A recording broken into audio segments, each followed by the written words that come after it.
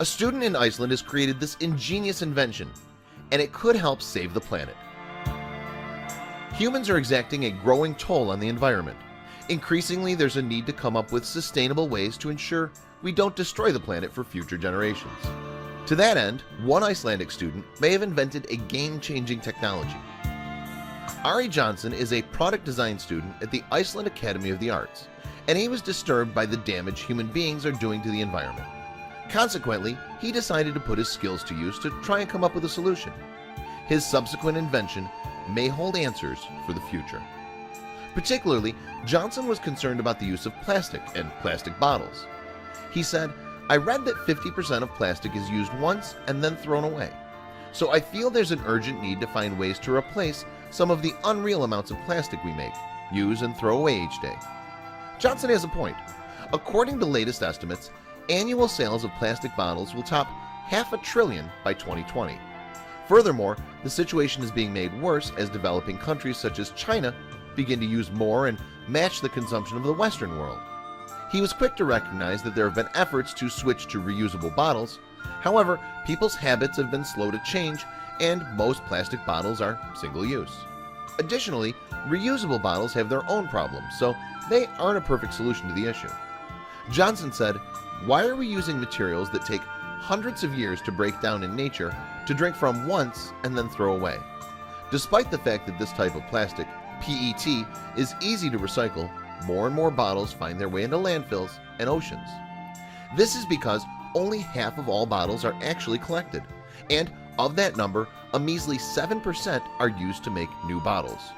According to the Ellen MacArthur Foundation, as much as 13 million tons of plastic makes it to the ocean every year. Unfortunately, it's often eaten by fish and birds. As a matter of fact, a Ghent University study discovered that seafood lovers may actually eat 11,000 pieces of plastic in their fish annually. Not only that, but a third of all fish caught in the United Kingdom were found to have plastic in it. It's clear that plastic bottles require a rethink. Famous yachtswoman Dame Ellen MacArthur said, "Shifting to a real circular economy for plastics is a massive opportunity to close the loop, save billions of dollars, and decouple plastics production from fossil fuel consumption." In those circumstances, it would appear Johnson's new invention is just what the doctor ordered.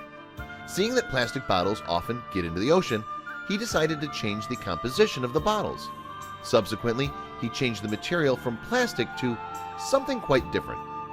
Johnson was inspired by certain properties of red algae, in particular its cell structure. Using agar powder derived from the algae, he could make bottles. In essence, when agar powder is added to water, it will set into a jelly once it cools. And while it's filled with water, the algae bottle will keep its structural integrity. In contrast, once the bottle is empty, it'll begin to shrink and decompose. Johnson's design is even edible since it's made from algae, but it will act as a laxative if you eat too much. When building his prototypes, the Icelander discovered that should a bottle be in need of repair, he could reheat his mixture and try to mold it again. On the negative side, water kept in these algae bottles takes on some of the taste of the bottle. Obviously, this might put some people off. Johnson said, "I can't claim that this is a perfect solution for our problem with plastic bottles, but it's a start and an idea that hopefully helps us look at new ways to solve the problem. The more ways we can tackle this issue, the better." More and more, designers are trying to find new materials for projects that will biodegrade more easily. Like Johnson, many are using algae or seaweed as construction materials for a variety of items. This includes architectural cladding, yarn, or even furniture and lampshades. In addition, the sea might also offer an answer to increasing sustainable energy generation.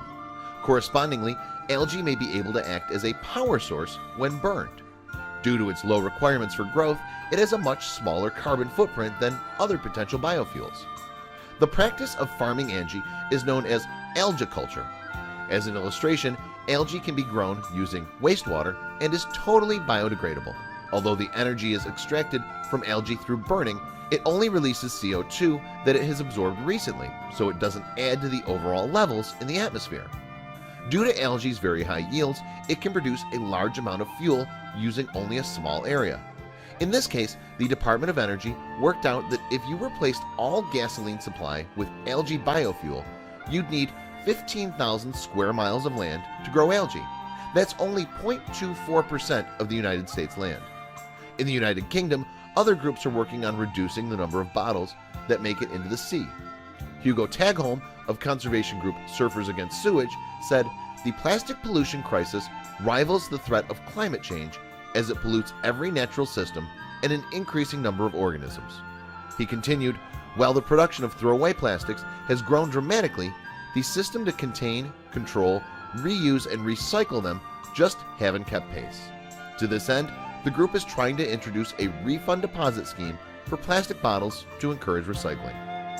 Please share this video with your friends below.